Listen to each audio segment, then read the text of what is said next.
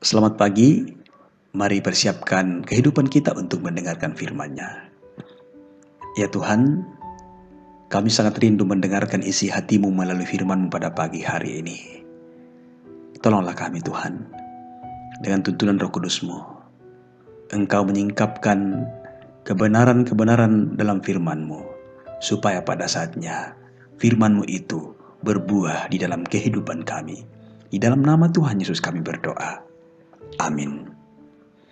Efesus pasal 5 ayat 14-21. Itulah sebabnya dikatakan, bangunlah hai kamu yang tidur, dan bangkitlah dari antara orang mati, dan Kristus akan bercahaya atas kamu. Karena itu, perhatikanlah dengan saksama bagaimana kamu hidup. Janganlah seperti orang bebal, tapi seperti orang arif. Dan pergunakanlah waktu yang ada, karena hari-hari ini adalah jahat. Sebab itu, janganlah kamu bodoh, tetapi usahakanlah supaya kamu mengerti kehendak Tuhan. Dan janganlah kamu mabuk oleh anggur, karena anggur menimbulkan hawa nafsu. Tetapi hendaklah kamu penuh dengan roh, dan berkata-katalah seorang kepada yang lain dalam mazmur, kidung puji-pujian, dan nyanyian rohani. Bernyanyi dan bersoraklah bagi Tuhan dengan segenap hati. Ucaplah syukur senantiasa atas segala sesuatu dalam nama Tuhan kita Yesus Kristus kepada Allah dan Bapa kita. Dan rendahkanlah dirimu seorang kepada yang lain di dalam takut akan Kristus. Demikian firman-Nya. Saudara-saudaraku, renungan pagi edisi 9 September 2020 terus berubah dalam waktunya Tuhan. Saudara-saudaraku, Pastor Max Lucado pernah berkata seperti ini. Tuhan mengasihi Anda apa adanya, namun Ia sungguh tidak rela kita tinggal seadanya. Dia ingin kita bertumbuh dengan target yang tertinggi, termulia, yaitu menjadi serupa dengan Kristus. Saudaraku, Tuhan ingin manusia terus berubah ke arah yang lebih baik. Tuhan tahu bahwa manusia adalah makhluk yang sangat susah berubah. Dan esensi iman Kristen adalah perubahan. Iman Kristen seperti membangunkan orang yang sedang tidur. Ayat 14 bacaan kita, bangunlah hai kamu yang sedang tidur. Bangkitlah dari antara orang mati, dan Kristus akan bercahaya atas kamu. Ini sebagai ucapan liturgis ketika seseorang dibaptis. Berarti menjadi Kristen, dibaptiskan menjadi manusia yang baru. Bangun dari tidur, manusia lama berubah menjadi manusia baru. Berubah ke arah Kristus. Saudara-saudaraku, melalui firman Tuhan hari ini, apa saja bidang kehidupan yang kita relakan untuk diubah? Yang pertama, cara berpikir. Hidup sia-sia bisa dimulai dari cara berpikir. Ayat 10 dan 17. Janganlah kamu bodoh. Dihubungkan dengan 18. Janganlah kamu mabuk. Pikiran orang mabuk bisa melakukan hal-hal yang konyol atau sia-sia. Itu maksudnya bodoh. Paulus mengatakan, berpikirlah lebih jernih.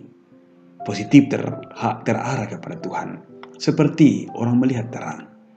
Dan yang kedua, menggunakan waktu dengan baik.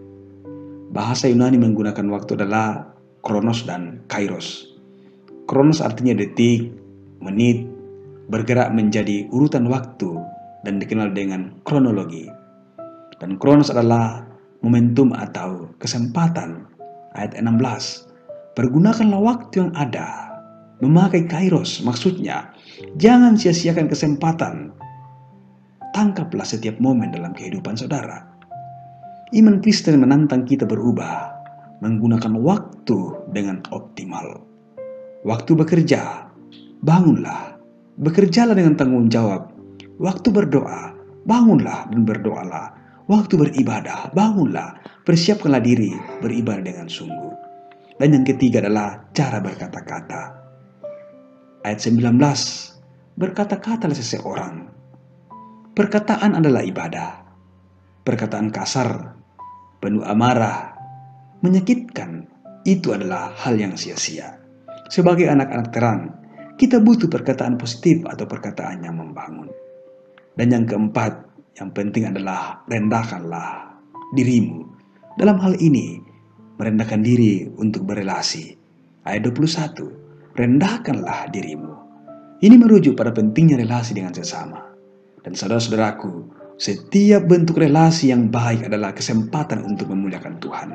Kesempatan memberkati sesama kita. Kesempatan bagi diri kita untuk bertumbuh semakin dewasa. Saudara-saudara, melalui cara berpikir, cara menggunakan waktu, cara berkata-kata, cara berelasi, terus menjadi tantangan kita untuk bertumbuh ke arah kedewasaan iman. Tuhan mau saudara-saudara dan saya, hidup kita tidak sia-sia. Tuhan tidak menuntut lebih dari yang kita bisa. Yang Dia nantikan adalah kita memberikan hidup yang berkualitas sesuai dengan potensi kita masing-masing. Tuhan menuntun kita untuk terus berubah. Haleluya. Amin. Kita berdoa. Terima kasih Tuhan untuk firman yang kami alami pada pagi hari ini. Ajar kami Tuhan untuk terus menggunakan hidup ini dengan baik. Menggunakan waktu ini dengan sebaik mungkin secara optimal. Supaya sungguh-sungguh Tuhan kami terus berubah ke arah yang Tuhan kehendaki. Baik melalui pikiran kami, kata-kata kami, terlebih tindakan kami. Oh Bapa di sorga, tolonglah kami Tuhan, untuk kami terus melanjutkan kehidupan kami dalam tuntunan dan penyertaan Tuhan. Di dalam nama Tuhan Yesus kami berdoa. Amin.